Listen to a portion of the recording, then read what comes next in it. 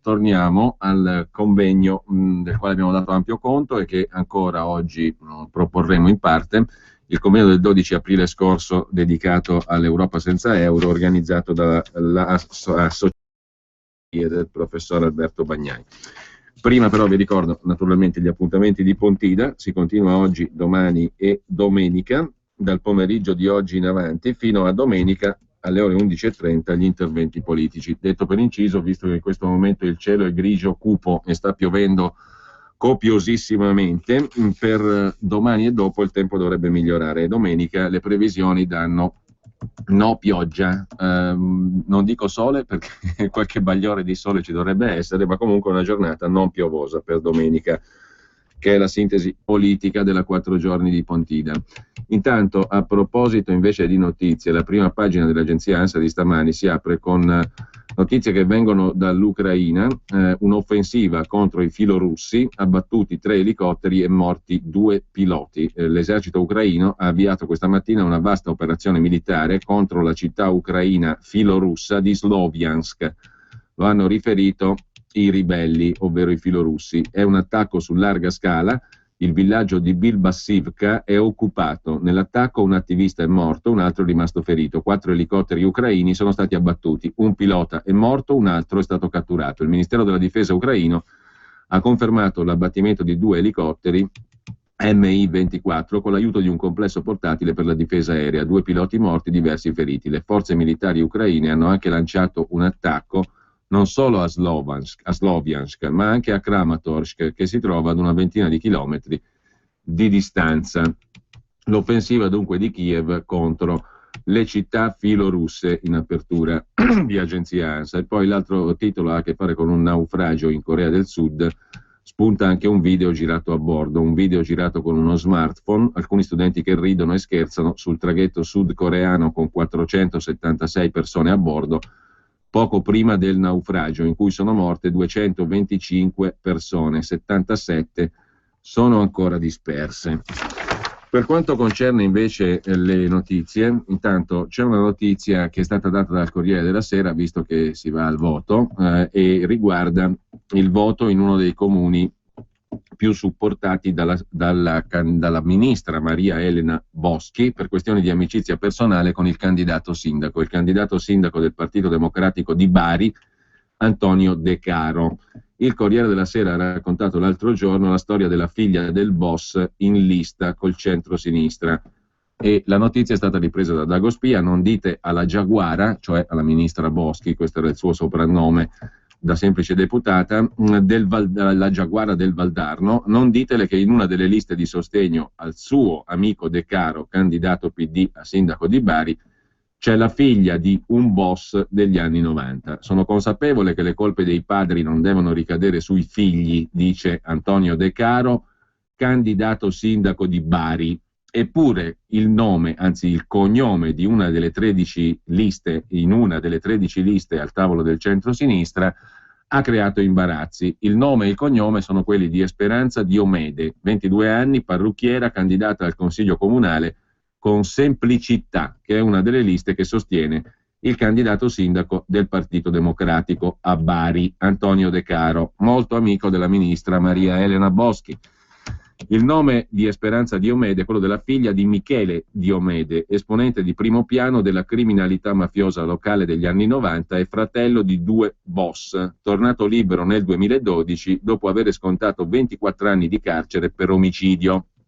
Quando il candidato sindaco del PD a Bari, De Caro, ha notato quel cognome, si è rivolto al capolista di Semplicità, l'assessore Elio Sannicandro, chiedendogli di convincere la ragazza, Esperanza Diomede, a fare un passo indietro, pur consapevole che per la ragazza sia importante emanciparsi da una famiglia che può sembrare ingombrante, ha scritto il candidato sindaco del PD. Una campagna elettorale non è certo il palcoscenico adatto a questo tipo di rivincita personale e sociale, ma la ragazza non ha alcuna intenzione di ritirarsi dalla corsa elettorale. Con la malavita non c'entro niente, ha detto Esperanza Diomede, e anche mio padre oggi è un altro uomo. Ricordando di averlo conosciuto solo dopo il carcere, esclude qualsiasi legame con la criminalità.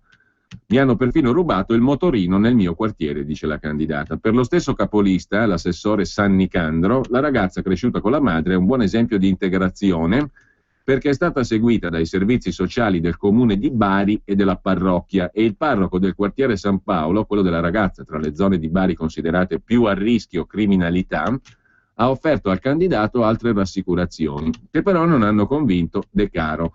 De Caro, amico della ministra Maria Elena Boschi, che si cimenta con lui in barese in uno spot elettorale, De Caro dal canto suo teme di dare l'impressione di cercare consenso e voti facili a discapito dei valori più importanti. Presentando le liste ho firmato la carta di Libera di Don Ciotti, il codice etico dell'associazione antimafia, ha detto il candidato sindaco di Bari del PD, e ha ribadito di non volere i voti della criminalità, senza nessun riferimento diretto alla ragazza.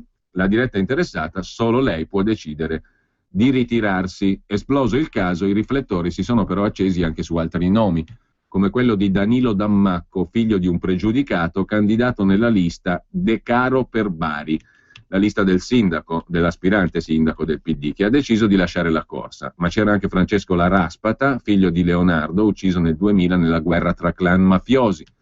Gli avversari attaccano. Il magistrato Desiré Di Geronimo, in testa a una lista civica, si chiede se non siano inopportune certe candidature agli occhi delle vittime innocenti. Per Domenico Di Paola, candidato del centrodestra, il sindaco, il candidato del PD, si assuma la responsabilità delle sue azioni. Ma per De Caro a fare le spese dei campioni di etica a giorni alterni sarà proprio la povera ragazza, ha detto il candidato sindaco del PD, alla quale ho chiesto più volte un passo indietro, perché invece di ottenere il riscatto sociale a cui giustamente ambisce, rischia di essere ricordata solo come la figlia del boss. A proposito di spot elettorale, questo è lo spot elettorale con la ministra Maria Elena Boschi e il candidato del Partito Democratico alla carica di sindaco di Bari a sostituire l'attuale sindaco Michele Emiliano, l'ex magistrato che indagò sulla missione Arcobaleno che coinvolgeva gli allora DS e D'Alema e poi fu, come dire, ricompensato con la candidatura a sindaco, e nell'attuale amministrazione di Michele Emiliano c'è anche l'assessore Elio San Nicandro, che è il capolista di quella lista che ha candidato la ragazza figlia del boss in lista col centro-sinistra. Lo spot elettorale è questo qui, gustatevelo: la ministra Maria Elena Boschi e il candidato PD alla carica di sindaco di Bari, Antonio De Caro. Allora Antonio, come sta andando? Sta andando bene, la città è fantastica, i baresi sono fantastici. Ma ti immagini qualche mese fa se ci avessero detto che io avrei fatto il ministro e tu il sindaco? Non mi far fare gesti scaramantici. Dai, che lo sanno tutti che vinci tu. Sei il più bravo, ma stai rottamando un po'. Rottamazione gentile. Credo che adesso però sia arrivato il momento di andare a mangiare un pezzo di focaccia. Come la chiami tu? Focaccia? Focaccia o schiaccia? E allora che ti devo dire? Shamanin. De Caro sindaco, sponsorizzato Shamanin dalla ministra Maria Elena Boschi. Era proprio lei, potete cercarlo su YouTube, Boschi De Caro spot. A proposito di spot mal riusciti, quello dell'Alitalia è uno spot che continua a venir male chiunque se ne occupi. Citavamo stamattina l'articolo di Giorgio Meletti, comparso sul Fatto Quotidiano mercoledì 23 aprile scorso. Vale la pena di ripercorrerne i passaggi essenziali per cogliere i numeri della vicenda Alitalia. I patrioti con le ali che perdono 500 euro ogni minuto che passa. In nome dell'italianità Berlusconi fece saltare l'affare coi francesi. Ecco oggi i risultati dei capitani coraggiosi. Alitalia, che qualcuno ha ribattezzato già Alitalia, perché verrà, come si sa, verrà acquisita sostanzialmente da Etihad, la compagnia aerea degli Emirati Arabi Uniti. Da Alitalia a Alitalia, quel che è certo è che gli oneri finanziari se li sobbarca il contribuente italiano. Siamo di nuovo al capolinea, scriveva Giorgio Meletti mercoledì scorso 23 aprile, e pare che l'Alitalia sia in crisi nera. Capirai che notizia. Lo è da almeno un quarto di secolo, da quel 1988, anno in cui il presidente dell'IRI, Prodi, cacciò Umberto Nordio, storico padre padrone di Alitalia, accusandolo di pigrizia nella ricerca di alleanze internazionali. Nel frattempo il mondo è cambiato, ma l'Alitalia no. Il trasporto aereo ha avuto un boom che rimarrà nei libri di storia. Alitalia è sempre più piccola. Gli italiani volano low cost, i piloti italiani pilotano low cost e la politica italiana continua a coccolarsi questa immortale fabbrica di debiti come se fosse un tesoro irrinunciabile. All'Italia, giusto appunto. La storia si ripete. Nella primavera del 2008 Air France se la stava comprando con debiti e tutto, imponendo 2000 esuberi. Apriti cielo, i sindacati, storici complici della gestione allegra di Alitalia a base di assunzione clientelari, si misero di traverso. Berlusconi ne approfittò per issare la bandiera elettorale dell'italianità da difendere. Il capo di Air France, Spinetta, disse al premier Prodi, ancora lui, che non si fidava di firmare un contratto che il suo probabile successore, Berlusconi a Palazzo Chigi, avrebbe fatto saltare. Il salvataggio, orchestrato per Berlusconi dal numero 1 di Banca Intesa San Paolo, Corrado Passera, rimane un capolavoro da studiare nelle facoltà di economia. Gli esuberi passarono da 2.000 a 3.200 ufficiali, in realtà molti di più, perché quanti fossero veramente i lavoratori di Alitalia non si è mai capito di preciso, c'erano molti precari e stagionali. Fondendo Alitalia con Air One, sono stati imbarcati circa 14.000 dipendenti, lasciati a terra 850 piloti, un terzo del totale. Il debito di circa 4 miliardi, che il numero 1 di Air France, Spinetta, era pronto ad accollarsi, è rimasto sul groppone dello Stato ed è stato affidato alla Bad Company, al liquidatore, l'ex ministro Augusto Fantozzi, che oggi è alle prese con i successori del governo Berlusconi che resistono alla corresponsione degli onorari molto alti pretesi da Fantozzi come commissario liquidatore. Nel frattempo migliaia di dipendenti all'Italia sono andati in cassa integrazione allungata con apposita legge fino a 7 anni a spese di Pantalone. Gli unici che ci hanno guadagnato i cosiddetti patrioti che hanno risposto all'appello di Passera e hanno messo insieme 850 milioni per far ripartire la nuova Alitalia, sull'onda del mitico piano Fenice elaborato da Corrado Passera come numero 1 di Banca Intesa San Paolo. La crema dell'imprenditoria italiana, capitanata da Roberto Colaninno, lo scalatore di Telecom Italia. I patrioti hanno buttato i loro soldi sapendo che la gratitudine dei capi di governo non avrebbe mancato di manifestarsi. Qualche esempio? La famiglia Benetton poteva farsi riconoscere sontuosi aumenti nelle tariffe autostradali di Atlantia, avendo partecipato appunto entrando nel capitale di Alitalia. L'allora presidente di Confindustria, Emma Marcegaglia, pochi mesi dopo avrebbe portato a casa a canone molto basso le strutture turistiche della Maddalena realizzate per il G8. È finita come doveva.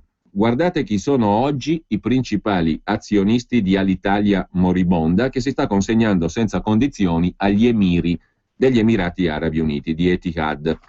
Al primo posto nell'azionariato di Alitalia oggi c'è Banca Intesa San Paolo con il 20,59%.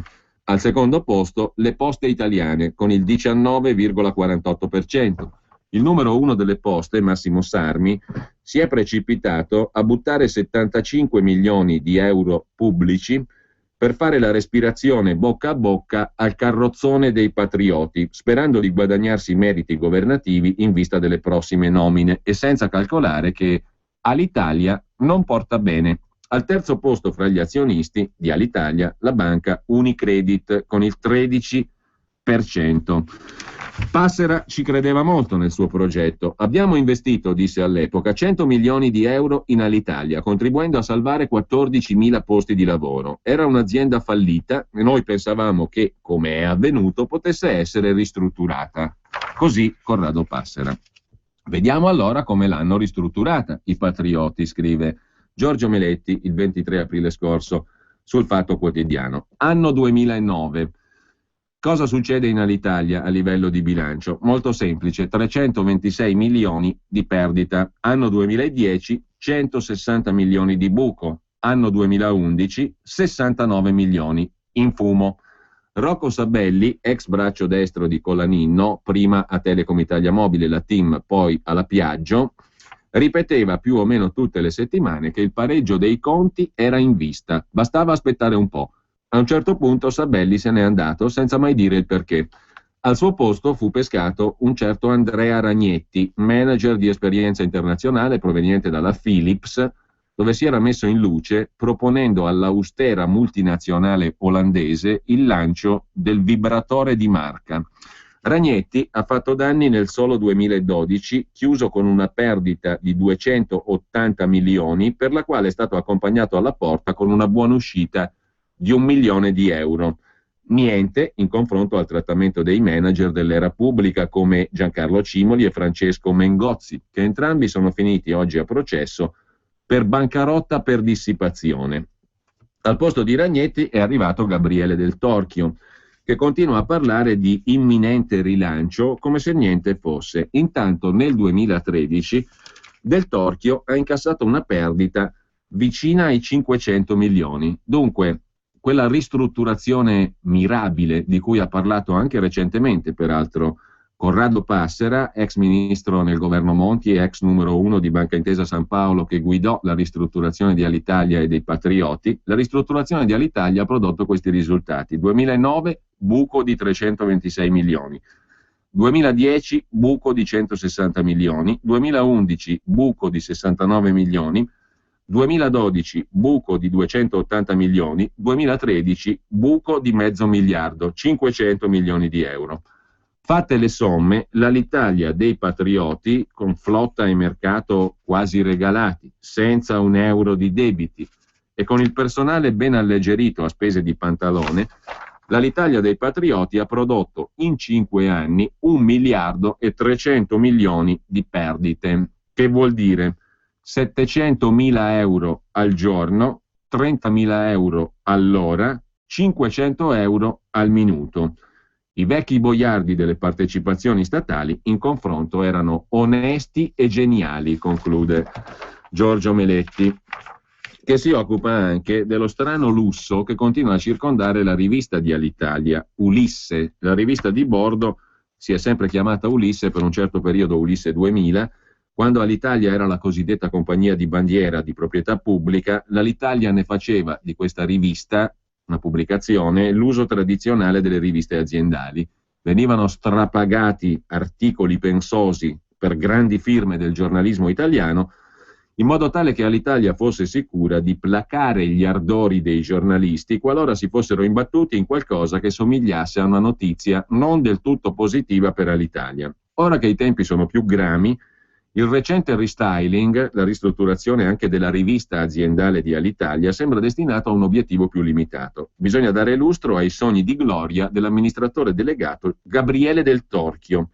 Gabriele Del Torchio ha presentato la nuova edizione, il restyling della rivista di Alitalia, la rivista Ulisse, lo scorso 26 febbraio, con parole incredibili. Ha detto l'amministratore delegato di Alitalia: siamo usciti dal 2013 con qualche difficoltà, 500 milioni di buco, il massimo dal 2009 ad oggi, dal piano Passera a oggi, quello dei Patrioti. Siamo usciti dal 2013 con qualche difficoltà, ma il 2014 è iniziato molto bene. La nostra compagnia esce da un periodo di lavoro intenso e oggi è più forte, ed è per questo che abbiamo voglia di ricominciare a raccontare e a raccontarci con la rivista Ulisse. È così forte la compagnia che ha pensato di affidare senza timore questo delicato prodotto promozionale a una società, la Prodotti Editoriali Internazionali SRL, che non ha neanche 2 anni di vita, non ha alcun dipendente e nel 2012 ha fatturato 255.000 euro, senza dipendenti e senza dirigenti. Capitale sociale 10.000 euro. Unico indirizzo conosciuto, si fa per dire, l'amministratore unico Cristiano Gennari. Il 90% della società che cura la nuova edizione della rivista di Alitalia, Ulisse, appartiene all'Advisory Fiduciaria SRL, anch'essa con soli 10.000 euro di capitale, che appartiene a sua volta per intero al signor Stefano Setti. Oltre a Ulisse, la PEI SRL, la Prodotti Editoriali Internazionali, edita anche il mensile Maxim, ereditato da Maxim Italia SRL, fallita nel 2012. Maxim e Ulisse hanno dunque lo stesso direttore, Paolo Gelmi, secondo il quale l'obiettivo della rivista di Alitalia è fidelizzare il viaggiatore anche attraverso la lettura, una lettura sicuramente di qualità, visto che il prodotto è affidato a una redazione con grandi esperienze nel turismo, la moda, il design, la cultura e l'entertainment. L'anno scorso il direttore Gelmi, sopravvissuto al cambio di editore, ha trasformato il mensile Maxim, che a quanto raccontano gli esperti non punta più sul nudo, ma su una donna glamour, sensuale e ben vestita, molto curata, e infatti l'ultima donna copertina è Eva Longoria, ben vestita con un solo paio di slip e molto curata. Lo strano lusso della rivista Ulisse, raccontava Minetti ancora nell'articolo su Alitalia. Caldo, freddo. E in casa non c'è mai il giusto clima. Oh, cazzo, è arrivato il tasso. Sì, da Climatizzazione Milano è arrivato il tasso zero. Puoi acquistare il tuo climatizzatore con pagamenti rateali a tasso zero, senza acconto e senza spese. Potrai contare su lavori eseguiti da personale specializzato e assistenza post vendita. Su tutti i prodotti, detrazione fiscale del 50%. Climatizzazione Milano, il climatizzatore padano. 02 39 46 93 18.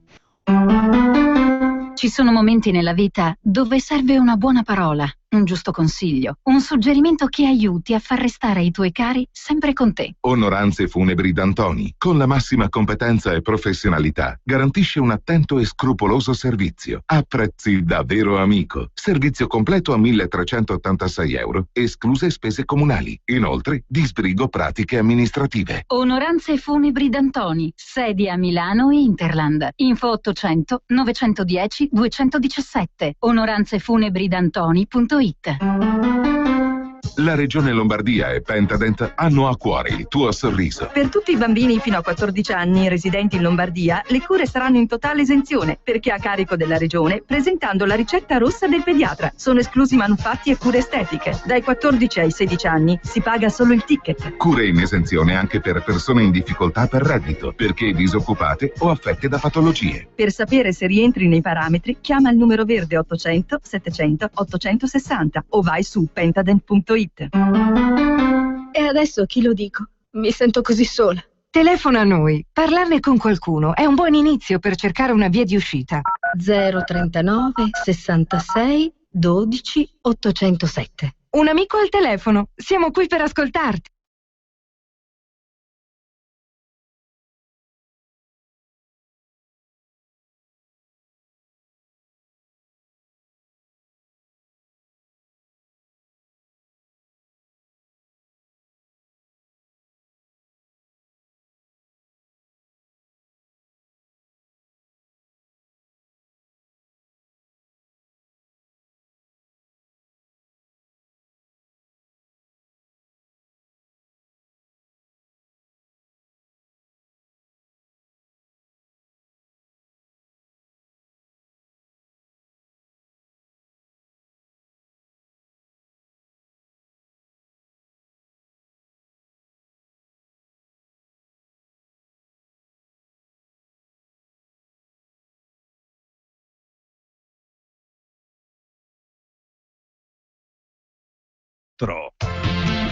Uno, due, tre, 4 maggio.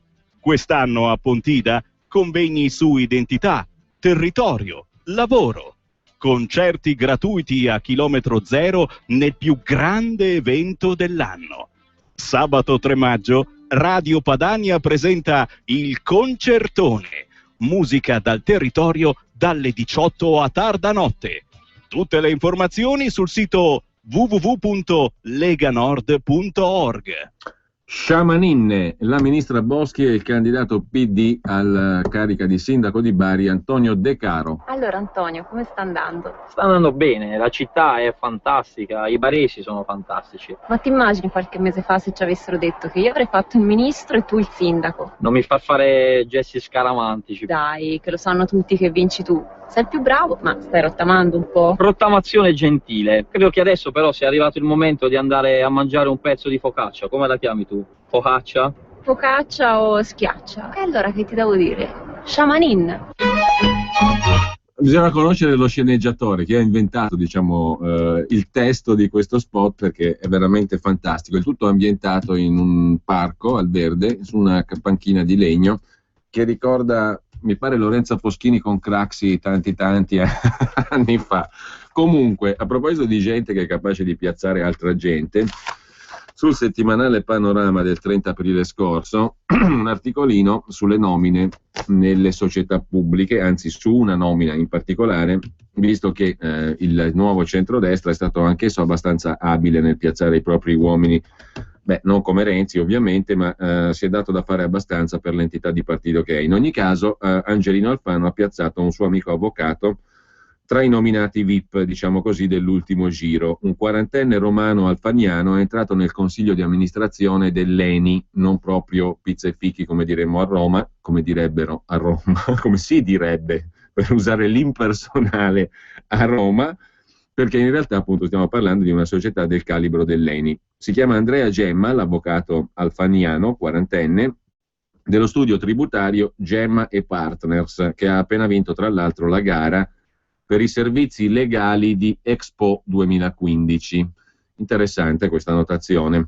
Su Expo 2015, al quale pare siano interessati molto da Roma in giù, a quanto pare. Ad ogni modo, un'altra nomina, interessati e anche ben piazzati, un'altra nomina pesante nel 2012 nel curriculum dell'avvocato Andrea Gemma, perché Alfano lo volle come attuatore giuridico del piano carceri. È docente di istituzioni di diritto privato, l'avvocato Gemma, alla facoltà palermitana di giurisprudenza. Il Tribunale di Palermo lo ha anche nominato curatore dell'AMIA, la fallitissima azienda che gestiva la raccolta dei rifiuti a Palermo. Dal 2011, designato all'epoca da Paolo Romani, ex ministro dello sviluppo economico, ora in Forza Italia, l'avvocato Gemma è uno dei 3 commissari straordinari del gruppo Valtour, nonostante suo padre, Sergio Gemma, sia stato presidente del collegio sindacale dello stesso gruppo, ma in Italia, come si sa, i conflitti di interesse riguardano sempre altri. L'azienda, finita in amministrazione controllata, la Valtour, è quella di Carmelo Patti, del quale 2 anni fa la Procura di Trapani ha chiesto il sequestro di tutti i beni. Perché? Perché Patti è accusato di aver fatto accordi e affari con Cosa Nostra siciliana e la Procura, prossima udienza il 21 maggio, sta indagando sulla sproporzione tra il suo patrimonio e le fonti di reddito di sicura provenienza. In una delle udienze sono emersi anche i rapporti fra Carmelo Patti, patron della Valtour, e i protagonisti della politica, con soggiorni gratis o a prezzi scontati. Favori vischiosi per l'avvocato Gemma, visto che tra i politici in vacanza a Valtour, oltre all'ex presidente del Senato Renato Schifani, c'era anche Alfano. L'allora ministro della Giustizia, nel 2008-2009, soggiornò con la moglie e i 2 figli una settimana a Le Flamboyant, alle Mauritius, e a Chiad, alle Maldive. Nel 2011 Alfano volò con 11 persone a Hydra, in Grecia. Per le 3 vacanze, anziché 72.600 euro, ne furono pagati 43.800. Sconti da catalogo, li definì l'avvocato di Alfano Fabio Roscioli. Vero per quanto riguarda 16.900 euro, ma ci fu anche un'ulteriore riduzione di 11.900 euro che, sui documenti conservati dall'azienda, veniva definito come sconto dell'amministratore delegato in persona. Questo è il profiletto, diciamo così, di Andrea Gemma, 40 anni, neoconsigliere di amministrazione dell'ENI, in quota Alfano. Ma di cose interessanti su come va l'Italia, al di là degli spot elettorali, ne sono state scritte un paio sempre in questi giorni e di nuovo dobbiamo citare Italia Oggi e il Fatto Quotidiano. Il primo articolo che vorrei proporvi è quello di giovedì 17 aprile scorso, scritto da Tino Oldani per Italia Oggi su Roma. Roma, che con 2.654.215 abitanti è la città più popolosa in Italia, la 4ª nell'Unione Europea.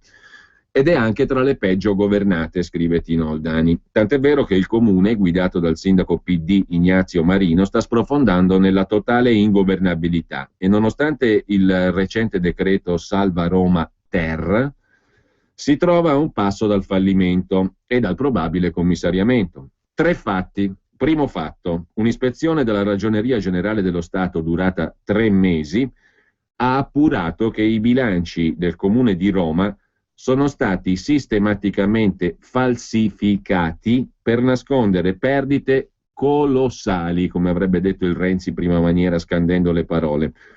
Ripetiamo, bilanci del Comune di Roma sistematicamente falsificati per nascondere perdite colossali addossate poi allo Stato italiano, cioè a tutti noi, che per evitare il fallimento della capitale d'Italia si è visto costretto a numerosi provvedimenti tampone. Chi ha truccato i bilanci? Quali sindaci? Walter Veltroni dal 2001 al 2008, centro-sinistra, non per un anno, per 8 anni. E poi Gianni Alemanno, centro-destra, dal 2008 al 2013, altri 5 anni di bilanci truccati. Io mi chiedo, ma visto che Roma, certo, è la capitale d'Italia, altri comuni possono permettersi di fare bilanci truccati e di ricevere benefici economici come quelli da ultimo stabiliti dal decreto Salva Roma, che non è che l'ultimo dei benefici economici infiniti ricevuti da un comune che sistematicamente per 15 anni falsifica i bilanci? Quale altro comune dell'Italia virtuosa, diciamo così, potrebbe permettersi di falsificare per 15 anni i bilanci e per decreto ricevere soldi dagli altri cittadini, dai cittadini di altri comuni? L'andazzo è continuato anche nell'ultimo anno, perché, scrivono gli ispettori della Ragioneria Generale dello Stato, anche la giunta di Ignazio Marino ha messo in atto i medesimi comportamenti registrati nei 15 anni precedenti. Capito? Questo è scritto nero su bianco nel rapporto della Ragioneria Generale dello Stato. Tra le irregolarità accertate c'è solo l'imbarazzo della scelta. Gli ispettori parlano di spesa corrente fuori controllo, pari a più di 900 milioni in 5 anni, sempre al di sopra delle entrate. Contratti di servizio gonfiati fino a triplicare, per esempio, l'importo del 2007, giunta Veltroni. Premi e incentivi versati ai dipendenti comunali in spregio a ogni norma di buona amministrazione. Assunzioni viziate da irregolarità e a beneficio di soggetti sprovvisti dei requisiti. Stipendi doppi di quelli tabellari, elargiti soprattutto al personale di staff del sindaco Veltroni, Alemanno, e la musica è continuata con Marino. Per inciso, il Comune di Roma ha circa 60.000 dipendenti, di cui 25.000 fanno parte stretta dell'amministrazione municipale e 31.338 sono occupati nelle numerose aziende municipalizzate. Una vera follia. Il Campidoglio ha più dipendenti dell'Enel, che ha 37.000 dipendenti in tutta Italia. E non solo, ascoltate questo numero. I 31.000 dipendenti delle aziende municipalizzate del Comune di Roma sono pari all'85% dei dipendenti di tutte le municipalizzate d'Italia.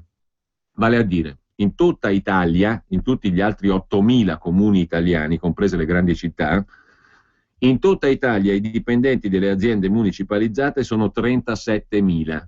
31.000 in un solo comune, quello della capitale d'Italia, Roma. Su 37.000 dipendenti di municipalizzate, 31.000 stanno solo a Roma e superano di 10.000 il totale degli occupati negli stabilimenti della Fiat.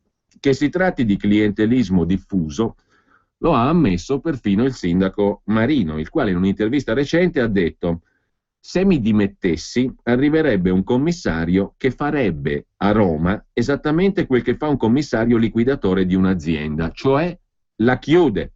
Dovrebbe licenziare il 50% del personale, cioè 12.500 persone del Comune di Roma. Dovrebbe licenziare almeno il 50% del personale dell'AMA, l'azienda che si occupa dei rifiuti, cioè altre 4.000 persone. Dovrebbe vendere l'ATAC, trasporti, ai privati, dando ad essi il potere di mandar via il 50% del personale amministrativo e poi vendere la ACEA, luce, gas e acqua, consegnandola ai privati, ha detto Marino, che con queste parole in pratica ha fotografato il disastro della capitale d'Italia. Capitale corrotta, no? Nazione infetta. Nonostante questo quadro, la giunta Marino non riesce a stilare neanche il bilancio preventivo del 2014. E passiamo al secondo fatto. Appena l'assessore al bilancio Daniela Morgante ha presentato una bozza di bilancio con tagli di 150 euro agli stipendi dei dipendenti, aumenti tariffari a tutto spiano e raddoppio del gettito di multe stradali con vendita di immobili, il sindaco Marino l'ha sconfessata, ha preso le distanze. Siccome l'assessore Morgante ha tenuto duro, salvo poi dimettersi, anche i colleghi assessori e il capogruppo del Partito Democratico Francesco D'Ausilio hanno messo l'assessore Morgante nel mirino e l'hanno accusata, testualmente, di volersi far passare per quella che combatte gli sprechi mentre la politica se ne nutre. È una favola a cui nessuno crede. Una rottura clamorosa all'interno della Giunta Marino. Il PD di Roma non ha alcuna intenzione di presentarsi alle elezioni europee con il biglietto da visita di una stangata fiscale e tariffaria e tagli ai dipendenti pubblici senza precedenti. Casomai se ne parlerà dopo il favoloso 25 maggio, le elezioni. Nell'attesa emerge un terzo fatto: l'evasione massiccia della Tari, l'imposta per la raccolta dei rifiuti, da parte dei ministeri e delle 3 maggiori università romane.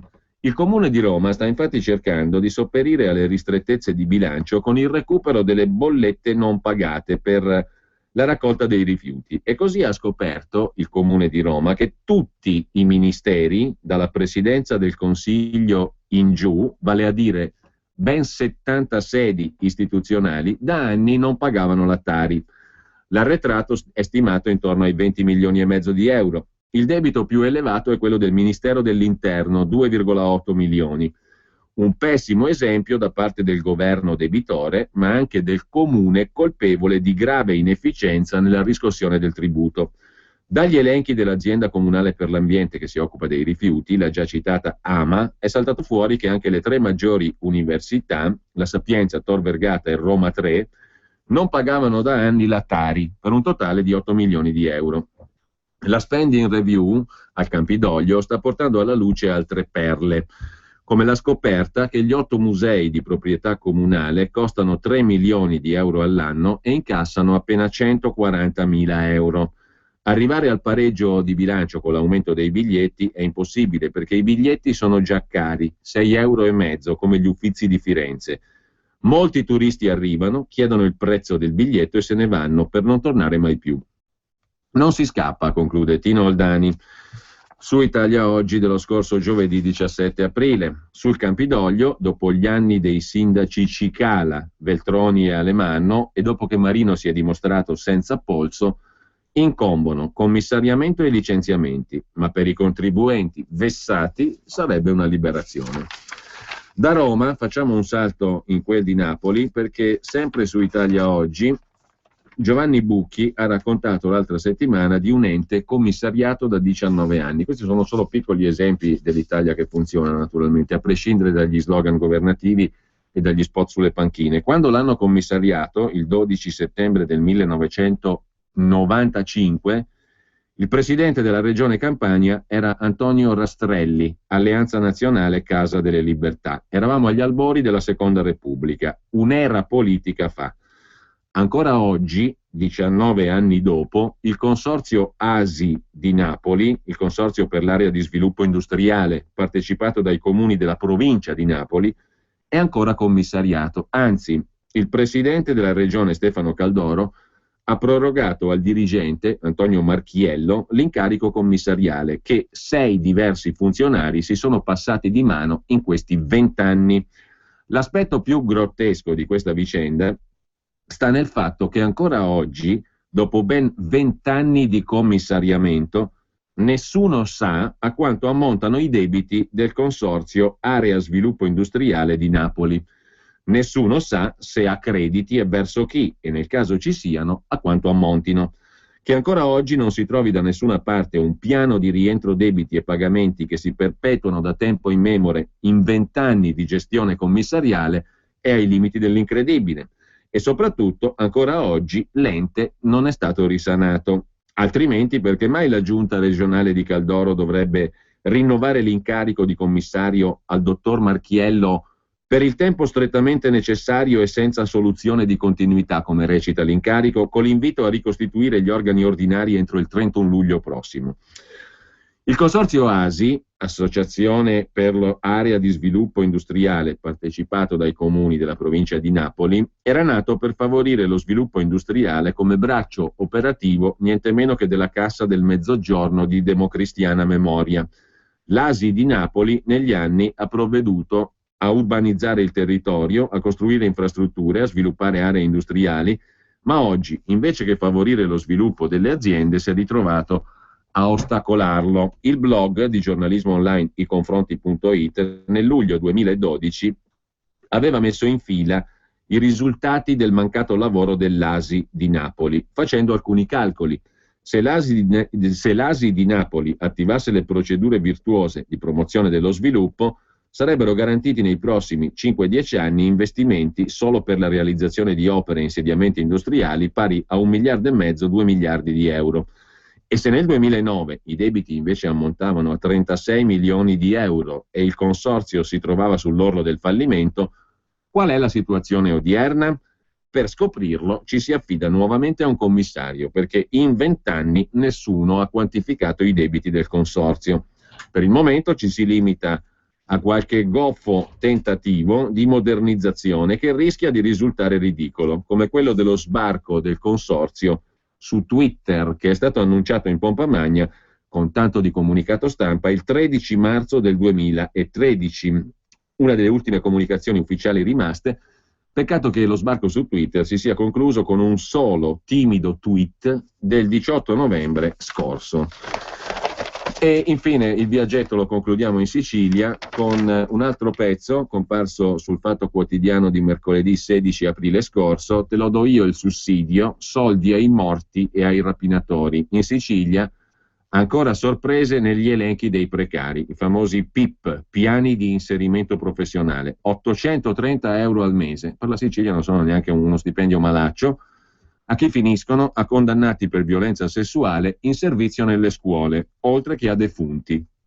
Soldi pure ai morti, scriveva Valerio Cattano sul Fatto Quotidiano di mercoledì 16 aprile scorso. Accade in Sicilia, dove toccare il settore dei precari ex PIP, cioè piani di inserimento professionale, significa sollevare un vespaio. L'ultima incongruenza riguarda 3 defunti, persone morte nel corso del 2013, che però hanno ricevuto gli 830 euro al mese fino a fine anno. Come è accaduto? È accaduto perché le morti non erano state comunicate e l'INPS ha proseguito a pagare secondo le disposizioni della Regione Sicilia. Il punto chiave è che nessuno vuole rinunciare ai soldi e chi prova a mettere ordine nel mondo ex PIP, cioè persone da inserire professionalmente, piani inserimento professionale è la sigla, chi prova a mettere ordine in questo mondo si ritrova sommerso dalle critiche. È successo anche ai grillini, dopo essere riusciti in gennaio a far approvare un emendamento che metteva alcuni paletti. Restava cioè fuori dall'elenco dei precari chi aveva un reddito superiore ai 20.000 euro, come da modello ISEE, l'indicatore della situazione economica equivalente. Irresponsabili e demagoghi, aveva tuonato Giuseppe Milazzo del nuovo centrodestra di Alfano. Quello dei precari siciliani, che vanno sotto la sigla PIP, è un mondo vario e pieno di sorprese, perché il problema non è solo il reddito, ma per alcuni una serie di attività collaterali, cioè attività che esercitano mentre riscuotono il sussidio pubblico, il PIP, il reddito PIP da 830 euro al mese.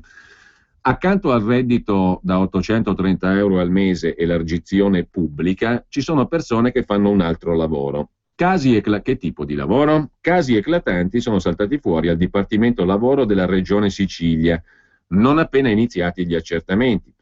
Uno di questi casi è quello di Domenico Albanese, 47 anni, un pendolare delle rapine, che è un'attività molto diffusa nella criminalità siciliana. Consiste nel recarsi fuori dalla Sicilia, altrove in Italia, per fare rapine e poi tornare in Sicilia col bottino.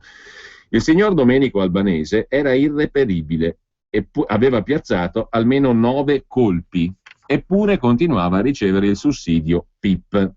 Nel mese di marzo era stato arrestato anche Fabio Pispiccia, fermato a Palermo con pistole, guanti e cappuccio per coprire il viso. Precario, secondo la Regione Sicilia, professionista per i bravi ragazzi. Fabio è fratello di Salvatore, legato alla famiglia mafiosa di Portanuova. Che fra i precari dei PIP, piani inserimento professionale, vi siano anche persone con precedenti penali non deve stupire, perché il progetto fu pensato a fine anni 90 per aiutare l'inserimento di categorie svantaggiate, fra cui gli ex detenuti. Il pasticcio non riguarda solo l'attribuzione di somme, 830 euro al mese, ma anche gli incarichi, se è vero che è emerso che ci sono decine di PIP che risultano condannati per violenza carnale e spaccio di droga. Ebbene, costoro, dove li hanno mandati, risultano in servizio presso le scuole, anche medie. Fino ad ora, su 2.814 precari del progetto Emergenza Palermo, che per 15 anni hanno usufruito del quattrino, ne sono stati depennati soltanto 200, scriveva il Fatto Quotidiano, articolo di Valerio Cattano, mercoledì 16 aprile scorso. Ma adesso per fortuna si vota, c'è il lavacro elettorale, c'è la possibilità di votare. Vi ricordate che abbiamo mandato in onda, visto che l'avevamo letto in un articolo, che costui era un eroe del web, era molto presente sul web.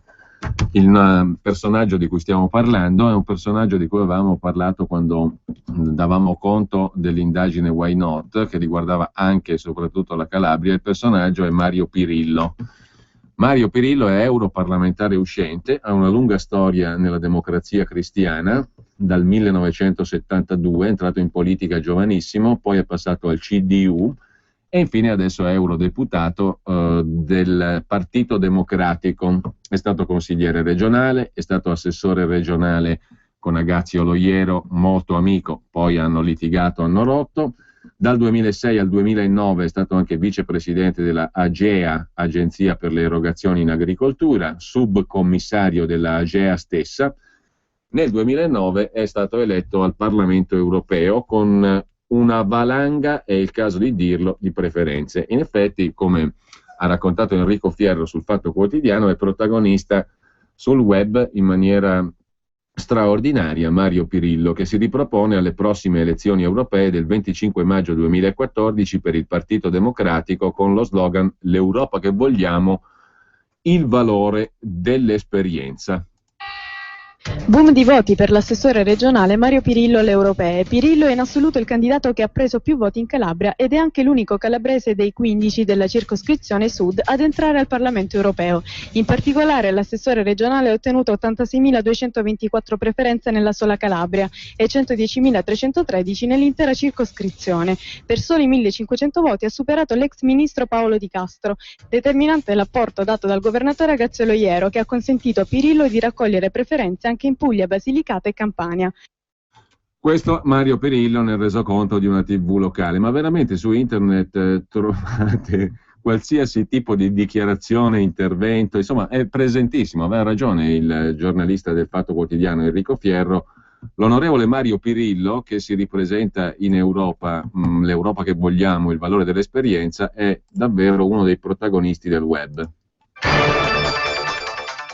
Mi hanno assegnato la Commissione Ambiente, quella dell'industria, della ricerca, delle telecomunicazioni e dell'energia. Sono questi argomenti che interessano la mia regione, ma soprattutto il Mezzogiorno d'Italia. L'impegno qual è? Quello di fare in modo che alcuni provvedimenti possano interessare il Paese, ma soprattutto il Mezzogiorno e la Calabria. Io mi adopererò perché sia fatta giustizia per certi aspetti per il sud del nostro Paese, per cui credo che un impegno forte può comunque determinare risultati positivi per questa regione. Allora, lei è un europarlamentare, quindi meglio di tutti conosce i fatti da Bruxelles. Sì. Cosa vuol dire quello che ha mandato a dire la Merkel a Mario Monti? Ma guardi, credo che ci sia una grande speculazione. Intanto la Merkel, come tutti gli altri paesi che fanno l'Europa, hanno bisogno di avere paesi stabili, governi che possono programmare, governi che possono dare risposte concrete alle evenienze di tutti i giorni. E quindi anche qui, al di là poi della Merkel o di Sarkozy allora o di Hollande ora. C'è bisogno di avere un governo stabile, per cui l'invito che fa l'Europa nella sua interezza è di votare, di andare a votare, di scegliersi i migliori, come dire, governanti e farli governare almeno per 5 anni per come la legislatura, in maniera che possano dare risposte concrete.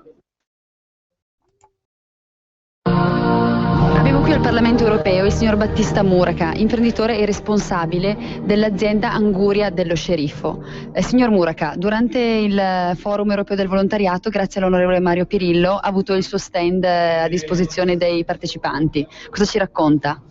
Bene, il primo pensiero sicuramente è quello di ringraziare l'onorevole Mario Pirillo, l'europarlamentare calabrese, che mi ha dato questa possibilità di poter portare un prodotto calabrese qui al Parlamento europeo, qui in tutta l'Europa. Tra l'altro è da evidenziare che è il primo evento nazionale in merito a questa manifestazione, poiché dai dati che mi risultano è una prima azienda nazionale italiana che viene a fare una degustazione con gli anguri, in questo caso con gli anguri dello Sceriffo. Quindi, ripeto, ringrazio l'onorevole, ma la cosa più eclatante e bella è quella della soddisfazione delle persone che ieri hanno degustato il nostro prodotto e ho ricevuto un sacco di complimenti, soddisfazioni, e sono stato soddisfatto dell'evento. La sua Anguria, insieme ad altri prodotti, è stata registrata come UAMI. Ci racconti di più di questi prodotti? Sì, di recente, mese di agosto, ho ottenuto la registrazione UAMI, che sarebbe l'ufficio di registrazione dei marchi europei. Insomma, senza l'onorevole Pirillo, ma che fine faceva l'Anguria dello Sceriffo? Dovranno includere la prevenzione e la tutela del presente. Mi scuso per non essere presente, come sapete stiamo vivendo un periodo di fibrillazioni politiche, per cui ho dovuto modificare i miei programmi di lavoro per rientrare d'urgenza in Calabria. Permettetemi di iniziare questo breve messaggio rivolgendo un particolare ringraziamento all'assessore alla sicurezza territoriale, difesa del suolo e della costa Paola Gazzolo, e all'assessore al turismo Maurizio Melucce e al sindaco di Rimini Andrea Agnassi, che ospita questa importante iniziativa. La Regione Emilia-Romagna è stata tra le promotrici della Carta di Bologna e tra le prime ad aver implementato strategie per la gestione integrata delle coste e dello spazio marittimo, dimostrando già da tempo sensibilità verso questi temi, e ho avuto modo di collaborare con gli uffici della vostra regione, dai quali ho ricevuto spunti molto importanti, alcuni dei quali presenti nel mio rapporto. In Europa la richiesta dell'uso dello spazio marittimo e delle zone costiere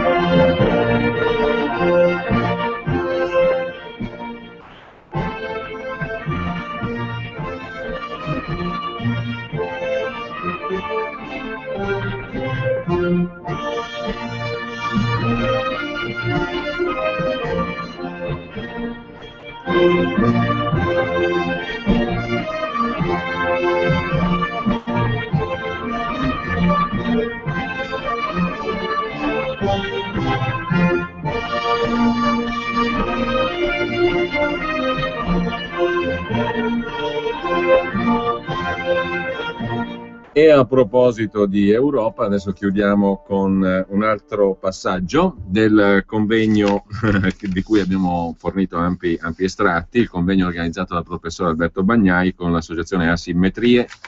Potete ascoltarlo e vederlo integralmente sul sito asimmetrie.org. Convegno a Roma il 12 aprile scorso, un'Europa senza euro, costi e benefici per famiglie e imprese. Eravamo arrivati al punto finale, diciamo così, alla terza sessione finale, con l'intervento dello stesso professor Alberto Bagnai, introdotto dal professor Claudio Borghi Aquilini, da cui riprendiamo poi, prossima volta, spazio anche per il dibattito politico, e si conclude in maniera interessante, ma purtroppo poi la registrazione si interrompe nel momento in cui il professor Bagnai ha uno scontro interessante, parecchio, con l'ex viceministro Fassina del Partito Democratico. Però intanto sentiamo l'intervento del professor Bagnai, introdotto da Claudio Borghi Aquilini. Buon ascolto.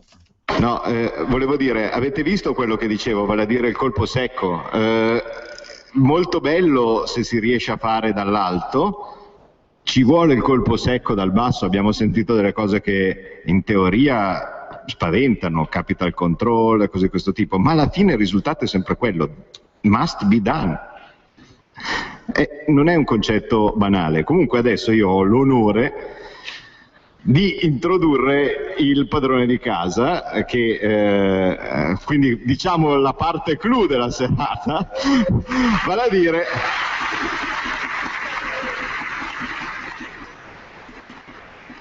dire la relazione di Alberto Bagnai. E lasciatemi dire veramente due parole. Bagnai è un carattere orribile, lo sapete, ma secondo me noi gli dobbiamo così tanto per tutta l'attività di divulgazione che ha fatto partendo da zero, perché alla fine io ero molto più facilitato, avevo Giordano che mi faceva scrivere sul giornale e quindi insomma avevo già la tribuna pronta, ma lui è partito da zero solo con la forza degli argomenti e è incredibile, perché se ci pensiamo, riuscire a creare poi dopo un'onda così grande come quella che si sta creando adesso in Italia, partendo da zero, e portare a viva forza un tema davanti all'occhio del mondo, beh, bisogna essere grandi, e lui è grande, quindi Alberto Bagnai.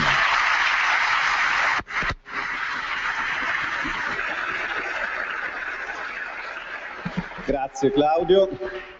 Permettimi di rettificare una lieve imprecisione. Tornando su quello che diceva prima Giorgio, che è ancora qua, se c'è un dibattito in Italia, il merito è di due cose o persone.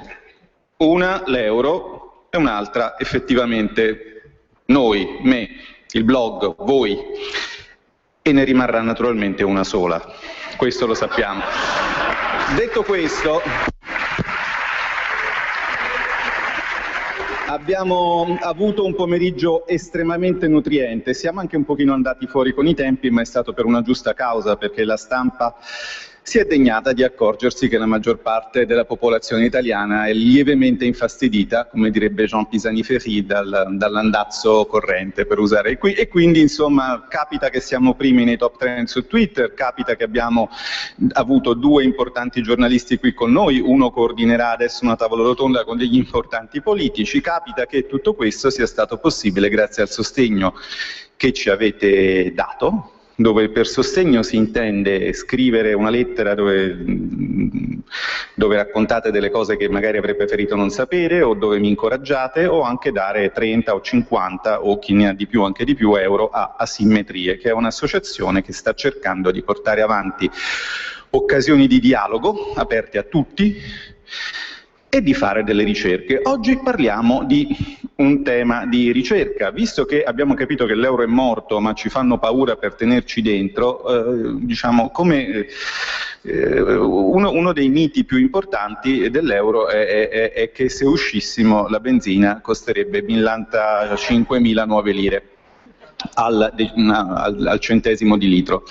Ora io vorrei, diciamo, partire da un principio che è una legge nella quale credo fondamentalmente, avendola enunciata, ci sono cose che se potessero essere capite non andrebbero spiegate. Quindi il discorso che io farò sarà abbastanza inutile, perché se voi siete qua dentro avete capito, e quindi non devo spiegarvi che i cartelloni di Floris a Ballarò sono truffaldini al limite diciamo, delle fattispecie considerate dal testo unico sulla finanza, non devo certo spiegarvi queste cose qui.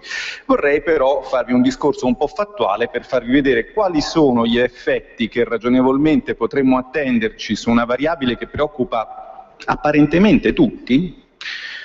Noi abbiamo fatto 3 giorni di preparazione di questo seminario in Abruzzo e io e Peter notavamo: ma perché in Italia tutta la gente beve benzina quando c'è così tanto buono vino rosso? Perché evidentemente tutti bevono benzina e sono molto preoccupati da questo. I miti. Noi sappiamo che dobbiamo unirci perché c'è la Cina oggi. Novità. Però dobbiamo anche unirci perché il nazionalismo causa le guerre e quindi gli stati nazionali vanno aboliti. Cioè, in particolare, per non fare la guerra, dobbiamo creare un super stato nazionalista che combatta contro la Cina. E ora, mi dispiace che proprio in questo momento, diciamo, che proprio in questo preciso momento Stefano Fassina non ci sia, perché questa è esattamente la linea di pensiero del suo... Eccolo. Ricomincio. Appartenenti a partiti di sinistra questo discorsetto. Dobbiamo unirci perché oggi c'è la Cina, dobbiamo unirci perché il nazionalismo causa la guerra e quindi gli stati nazionali sono brutti e vanno aboliti, quindi per non fare la guerra dobbiamo creare un super stato supernazionalista che combatta la Cina, cioè risolvere il problema riproponendolo su scala più grande. Va anche detto che questo ci permette di capire quando arriverà la vera crisi della sinistra. Voi pensate che la sinistra sia in crisi, ma non è così. Arriverà quando avremo creato la moneta unica mondiale, perché qualcuno dirà dobbiamo unirci perché fuori c'è Marte. Allora qualcun altro dirà ma su Marte non c'è vita, a chi fai la guerra? E allora, scusate, mi sono sbagliato, dobbiamo ridividerci per fare la guerra fra noi. Questa sarà, diciamo, l'ovvia conseguenza. E quindi il pianeta rosso sarà forse la fine del bispensiero orwelliano rosso e forse l'inizio di una riflessione a sinistra che era stato lo scopo dell'inizio della mia attività di divulgazione, che come sapete, nonostante sia finito a darmi del tu con Alemanno, cosa che non mi scandalizza ma mai avrei pensato possibile per la grossissima distanza di percorsi. È un percorso che è iniziato scrivendo sul manifesto quotidiano comunista De Che, comunque insomma vabbè. Insomma, I have a dream anch'io, ma non è un sogno europeo. Faremo il pieno con la carriola. Ci sono alcuni problemi logici nello scenario carriola, cioè che noi avremo una carriola di soldi perché... Intanto esistono le carte di credito, questo andrebbe detto a Furio Colombo perché vi ricordate quella cosetta della liretta stropicciata, bisognerebbe farglielo presente. Poi uno Stato non è obbligato solo a coniare monete da una unità, questo andrebbe detto all'onorevole Bersani, cioè è chiaro che se la benzina costasse 1 miliardo di euro... È certo che andare in giro con 1 miliardo di dischetti di metallo potrebbe creare qualche lieve problema, anche per esempio problemi dorsali, compressioni dei dischi vertebrali. Poi esiste la notazione scientifica, che è una grossa risorsa. Pensate, 100.000 miliardi di miliardi di miliardi di miliardi, si può scrivere 1 per e alla più 41, questo se voi avete un foglio Excel, quindi alla fine non avremmo bisogno di così tanti zeri, ma se anche succedesse che un piano costasse 70 miliardi di miliardi di miliardi di miliardi, avremmo un biglietto da 50 per E alla 41, 10 alla 41 e 20 per 10 alla 41, fine. Cioè puoi scrivere questo su un biglietto piccolissimo. Non hai bisogno di nessuna carriola, cioè la cultura occidentale serve per questo. E fra l'altro vi faccio anche presente che questa roba qui, cioè i biglietti di carta moneta e la stampa a caratteri mobili, esistevano in Cina quando c'è andato Marco Polo. E qui ho degli imprenditori veri, non da talk show, cioè della gente che si fa il mazzo così per creare valore, che sono appena tornati dalla Cina e ci possono confermare che questa roba esisteva. Comunque noi non avremo bisogno di così tanti zeri per comprare la benzina dopo l'Eurexit, cioè non ci sarà questo aumento strepitoso, e adesso vi spiego anche perché. Voi lo sapete, è inutile spiegarvelo, chi non vuole capirlo non lo capirà mai ed è inutile spiegarglielo, però le cose inutili spesso sono belle e quindi andiamo avanti. Intanto guardatevi questo, questo è il prezzo della benzina totale. Questo è il livello delle accise e quindi la differenza, quest'area rossa, è il prezzo industriale della benzina, pre-tax, d'accordo? Quindi questo che cosa significa? Che le imposte sulla produzione attualmente sono circa la metà del prezzo finale della benzina. Questa è una cosa molto importante, perché ci dice che qualsiasi cosa influisca sul prezzo della materia prima e quindi del prodotto, poi sul prezzo finale influisce per la metà. E questo è già un pezzo del problema. Perché varia il prezzo della benzina? Allora, qui abbiamo in blu il prezzo alla pompa, in rosso il prezzo del barile in dollari, in verde il tasso di cambio. Il tasso di cambio è espresso come costo del dollaro in euro. Quindi quando sale, come fra il 99 e il 2001, vuol dire che l'euro si svaluta, quando scende vuol dire che l'euro si rivaluta, che ci vogliono meno euro per comprare un dollaro. Inutile dire che, come vedete, il prezzo barile ha subito delle variazioni enormi, il prezzo della benzina ha subito delle variazioni molto più piccole, cioè non c'è assolutamente una relazione 1 a 1 fra quanto costa la materia prima e quanto costa poi il prodotto raffinato e finito. Perché? Un po' per il fatto delle imposte e un po' per il fatto che naturalmente, come ho cercato di spiegare nel mio blog, se il prezzo finale di un prodotto fosse solo quello della materia prima, io semplicemente farei un cambio di settore disciplinare da politica economica a analisi e contabilità dei costi. Se fosse così semplice stabilire il costo di un prodotto, e nel costo di un prodotto ci sono tante cose, c'è il costo del lavoro che non viene pagato in petrolio ma in valuta locale, ci sono tante altre cosette. Allora, cerco di farvi vedere, intanto l'eurone non ci ha sempre protetto, vi ho appena fatto vedere un momento nel quale l'eurone si svalutò. L'eurone si svalutò per esempio fra il gennaio del 99 e il dicembre del 2000, perché un dollaro che costava 86 centesimi nel gennaio del 99, nel dicembre del 2000 ne costava 1,11, quindi il cambio si era svalutato di circa un 30%. Sempre nello stesso periodo il barile, che a gennaio 99 costava 11 dollari, a fine 2000 ne costava 25,42, quindi ero aumentato del 122%. Oddio, è raddoppiato il prezzo del petrolio, allora adesso le cavallette, la carriola, la benzina raddoppia? No, il prezzo della benzina, certo, aumentò parecchio, il prezzo industriale mi riferisco, da 20 centesimi a 37 centesimi, quindi dell'85%, non aumentò particolarmente più del prezzo al barile, anzi di meno, e quindi ragioniamo anche sul fatto che questo era successo in un periodo in cui il cambio si stava svalutando e quindi non ci stava aiutando, ma anzi al contrario, quindi non c'è stato un cumulo, diciamo, di effetti. Perché? Perché l'elasticità del prezzo della benzina, il prezzo industriale in particolare, al prezzo del barile e al prezzo della valuta, cioè al tasso di cambio, in effetti si può stimare, e l'ho fatto in uno studio che è stato ritenuto scientifico perfino da Riccardo Puglisi, quindi insomma voglio dire che ha avuto un acid test, diciamo, di un certo livello, utilizzando 20 anni di dati mensili con tecniche di cointegrazione, non è un convegno scientifico, non vi annoio, poi vi annoierò sul blog con i dettagli, si può facilmente vedere che le elasticità sono fra 0,5 e 0,6. Che cosa significa questa cosa, che le elasticità sono fra 0,5 e 0,6? Significa fondamentalmente che se per esempio il cambio si svaluta, adesso facciamo un attimo un conticino della possiamo fare, ecco, ve lo faccio vedere qua, no? Vediamo cosa è successo, vi ricordate, fra 99 e 2000, no? Allora, il barile è aumentato del 122%, per un'elasticità di 0,53 fa un aumento del 64%, moltiplico questo incremento, il cambio è aumentato del 29%, per un'elasticità di 0,58 fa un 17%, 64,8 più 17 fa 81,8, che è più o meno l'incremento del prezzo industriale della benzina. Il mondo così funziona. So che sono noiosi, ma sono numeri. Che preferite? Uno che vi parli del sogno? Quelli ce ne avete quanti ne volete, qualcuno sta pure qua, o non so se ha cambiato idea, per cui io ho provato a invitarne di più sognatori. Quindi che cosa vi dice questa cosa?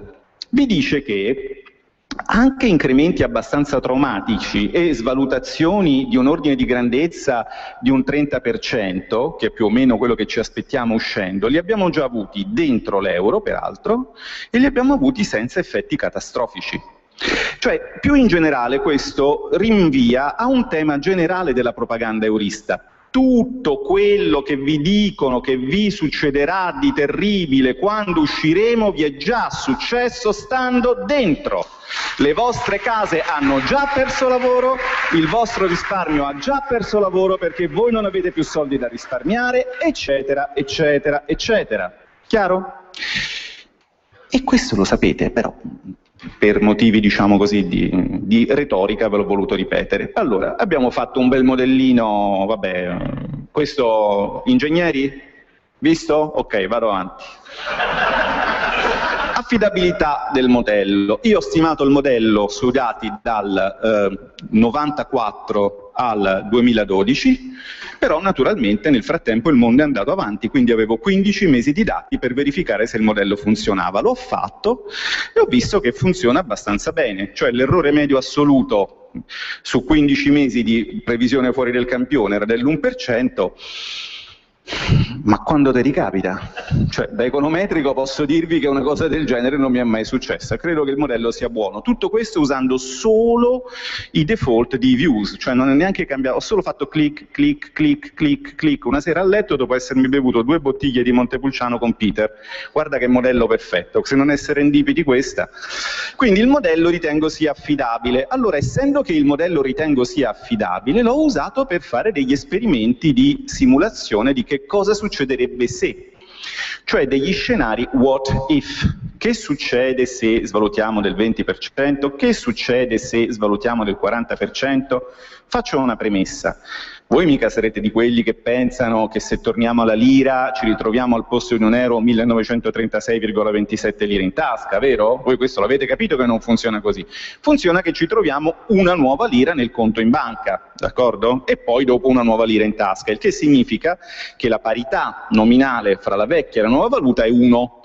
Dopodiché, ovviamente, la nuova valuta che vale 1 oscillerà per far comodo un po' più a noi che non ai paesi del nord, quindi forse scenderà, poi risalirà e poi sarà quel che Dio vorrà, alla fine moriremo, saremo tutti al cospetto dell'Altissimo, ma per questo c'è tempo. Però quello che vi voglio dire con questo è che io posso tranquillamente, in questo contesto, una svalutazione diciamo, dell'euro è isomorfa a una svalutazione della nuova lira, perché se ho €1 per una nuova lira, se l'euro mi va a 1,3, ha rivalutato, se la nuova lira mi va a 1,3.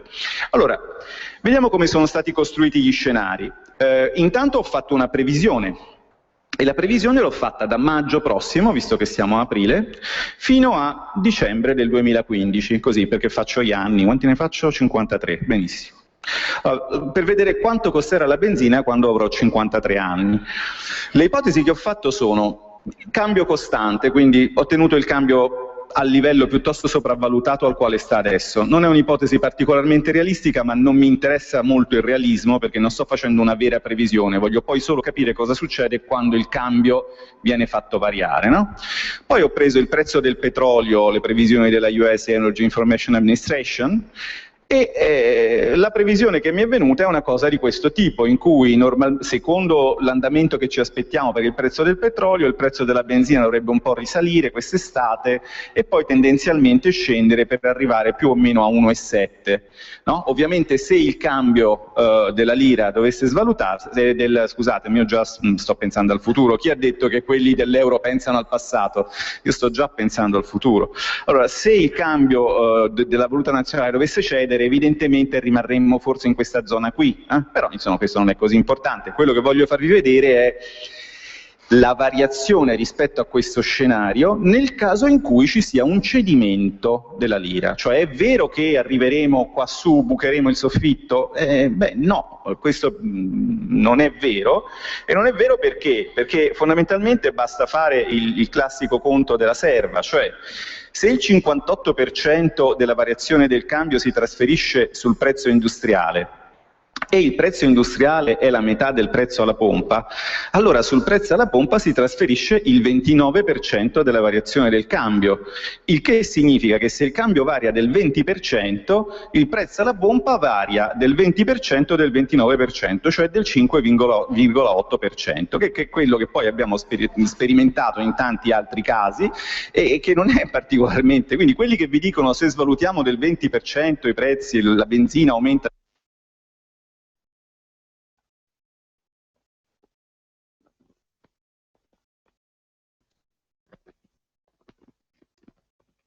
proporrei la lapidazione in questo caso.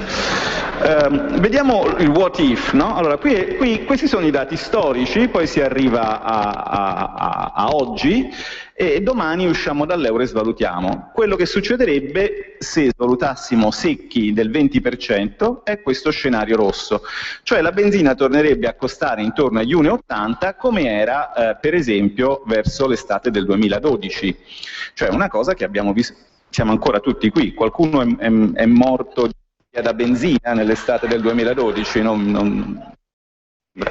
È vero quello che dice mio fratello, cioè mio fratello da ragazzi, io diciamo così ero quello un pochino più introverso, e lui cercava di spiegarmi che l'automobile per un uomo è un carattere sessuale secondario. Da qui capisco che diciamo, la benzina può avere un certo interesse per l'uomo nella fase dell'accoppiamento, che però per me è terminata, quindi esamino la cosa in modo assolutamente asettico.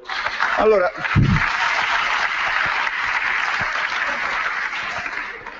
questo scostamento dalla baseline in termini percentuali è esattamente quello che il modello ci dice che dovrebbe essere, perché quando tu in un modello ci metti dei dati, quei dati ti danno un coefficiente e poi tu fai una variazione, la variazione è determinata dai coefficienti. Cioè la svalutazione sarebbe una cosa di questo tipo, abbastanza rapido, l'effetto si raggiungerebbe abbastanza rapidamente in 2 mesi, cioè è un mercato che funziona, quindi è rapido, con un piccolo overshooting e poi nel lungo periodo si arriverebbe appunto a quella svalutazione, a quella diciamo incremento rispetto allo scenario neutro di circa il 5,8%. Ma la svalutazione sarebbe maggiore, scenario catastrofico. Sì, però intanto non sarebbe una svalutazione one shot, cioè non è mai successo in nessun caso di svalutazione abbastanza diciamo drastica dopo l'accumulo di forti tensioni che in una sola notte tu svaluti per recuperare tutto quello che hai accumulato in 10 anni di rigidità. Per esempio nel 92-93 noi ci mettemmo circa 6-7 mesi per svalutare del 20%. E poi il governo può manovrare le accise, e lo fa. Vi ricordate che l'amico suo, le alzò di quasi 16 centesimi per salvare l'euro. E quindi se noi per smantellare l'euro le abbassiamo di 6 centesimi, manteniamo il lavoro che è stato fatto per salvare l'Europa e vediamo che succede. Allora, io vi faccio una valutazione del 40% scaglionata su 6 come nel 92, reazione delle accise di 6 centesimi. Il primo mese tolgo 1 centesimo, il secondo ne tolgo 2, il terzo ne tolgo 3, eccetera, fino ad arrivare a, quindi compenso gradualmente, non shock therapy alla Pinochet o alla Monti, una cosa molto più semplice, cioè una cosa più graduale, io sono per gli approcci graduali.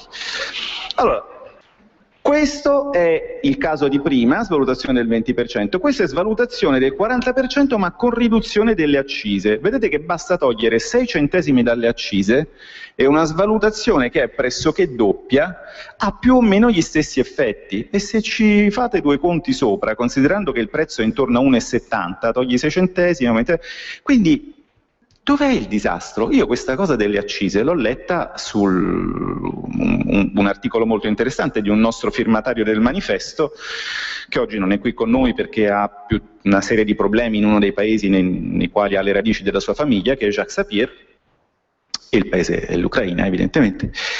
E lui dice, vabbè, ma il governo può manovrare le accise, certo, naturalmente guadagna un po' di meno, poi vediamo anche quanto guadagna di meno, però vedete che gli impatti sono questi, cioè anche una svalutazione del 40%, che è veramente il worst case, secondo quasi tutte le stime che facciamo, ci consentirebbe comunque di contenere l'incremento al di sotto di un 6-7%. 6-7% della base che è 1,7 euro, grosso modo. Carriole e pallottole. Non è vero, la svalutazione sarebbe il 40% tutto in un colpo solo, i nostri risparmi, le cavallette, le pallottole, l'Argentina, lo Zimbabwe, la liretta, la corruzione. E qui io so, perché io so, come Pasolini, sperando di non fare la stessa fine, che ce ne sono molti che la pensano così. Non vi dico chi sono perché non voglio evitare la violenza. Vabbè, però calma, facciamo così. Allora, consideriamo anche il worst case, vediamo cosa succede se abbiamo una svalutazione immediata del 40% in una notte, cosa che non è successa neanche in Zimbabwe, credo, e però c'è una manovra competitiva delle accise come sopra. E succede questo, che se tu hai una svalutazione del 20%, questo era lo scenario 1, il worst case, al massimo ti aumenta il prezzo della benzina del 17% del 10% dopo 2 mesi, cioè di 17 centesimi, che effettivamente comincia a essere una cosa che si sente. Tenete presente che questi dati vanno calati in un contesto generale, che è nel contesto nel quale se uno svaluta del 40%, cioè abbassa tutto il listino dei prodotti italiani del 40% in una notte, agli amici di Hans Olaf questo dispiacerebbe perché significherebbe che i prodotti italiani diventerebbero molto troppo convenienti in una notte, e quindi forse questi 17 centesimi in più qualcuno potrebbe, diciamo, avere una paga per pagarli, mentre senza svalutazione o è disoccupato o è morto, nel qual caso non può pagare il pieno ma non gli interessa, come ci siamo detti prima. Allora, quale è secondo me la morale della favola? Che anche nello scenario peggiore basterebbe rimediare in modo graduale al simpatico ladrocinio di Monti fatto in nome dell'Europa, togliendo gradualmente 6 centesimi di accise con una perdita di gettito che si può stimare intorno a un 570 milioni nell'anno, attenzione, che pochi non sono, ma tenete presente che però questo va calato in un contesto complessivo in cui riparte la crescita, quindi riparte il gettito delle imposte dirette, quindi riparte il gettito delle imposte indirette, e anche per quel che riguarda la benzina, se l'economia comincia a girare se ne consuma di più. Quanta gente adesso tiene la macchina ferma perché o ha venduto la barca? Anche i ricchi piangono in questo momento, quindi insomma abbiamo saputo anche questo. Quindi anche nello scenario più grave la benzina costerebbe a dicembre 2015 €1,81 anziché 1,70 al litro, cioè costerebbe come nel maggio 2012. Tenete presente che tanto un euro così forte, se rimane, l'Europa incocci la manda, quindi in ogni caso la benzina costerà così tanto. Il problema è capire se noi recuperiamo quel margine rispetto ai nostri concorrenti diretti che ci permette di gestire con più flessibilità la nostra crescita, di ribilanciare la nostra crescita sulla domanda estera e di automaticamente e solidalmente ribilanciare la loro sulla domanda interna. Allora, non fatevi impaurire da queste scemenze. Adesso questo studio lo pubblicheremo sul sito della nostra associazione, e con l'occasione ricordo a tutti che questo studio ha richiesto tempo, oltre a 2 bottiglie di vino, ma quelle sono costate una trentina di euro, ha richiesto tempo, ha richiesto risorse, ha richiesto un investimento. L'associazione che ho costituito insieme con Claudio e con altri soci è un'associazione che ha bisogno del sostegno di chi è interessato a portare voci autorevoli, e oggi ne abbiamo avute tante, e numeri nel dibattito. E questa è una cosa che credo debba interessare soprattutto agli imprenditori. Vedete, uno dei problemi che qui abbiamo in Italia è che l'euro è stato usato anche come strumento di politica industriale. È stato teorizzato esplicitamente questo da Prodi: se noi alziamo l'asticella della competitività, le piccole e medie imprese, che sono qualcuno addirittura definite a sinistra una metastasi della nostra economia, saranno costrette a unirsi e a diventare grandi e produttive. Questo contrasta un pochino con il fatto che nelle attuali condizioni di crisi le imprese che tengono meglio botta anche in termini di export sono quelle piccole e medie, mentre quelle grandi tipo la Fiat hanno preso e se ne sono andate. Ma oltre a contrastare con questa evidenza è un totale sovvertimento di principi fondamentali di economia. Il cambio è uno strumento di gestione del breve periodo, non puoi utilizzarlo per forzare una politica industriale, così come non puoi usarlo per forzare un cambiamento politico. Quando poi hai un problema di breve e vuoi gestirlo con il cambiamento strutturale, cioè con politiche di lungo, succede che in realtà il problema non lo gestisci. Allora, mi rendo conto che è difficile comunicare con gli imprenditori perché hanno una logica di breve termine e perché hanno tanti problemi in questo momento come tutti gli altri, appunto, un momento nel quale anche i ricchi piangono, come ci ricordava Antonello. Però quello che vorrei far capire è che diciamo così, affacciarsi ogni tanto su Twitter come fa qualcuno per fare 2 o 3 tweet, diciamo così, simpatici, pseudocritici, ci fa piacere, ma non ci serve. Qua servono soldi perché queste ricerche possano essere portate avanti e possano essere diffuse. Vi faccio un esempio banale.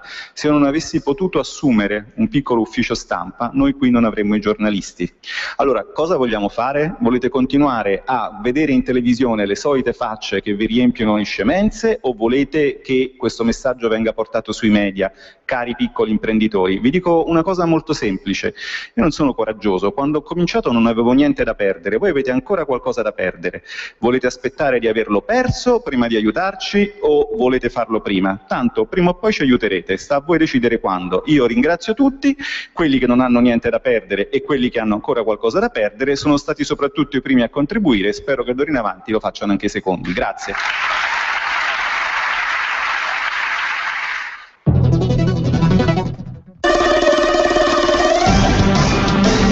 Missione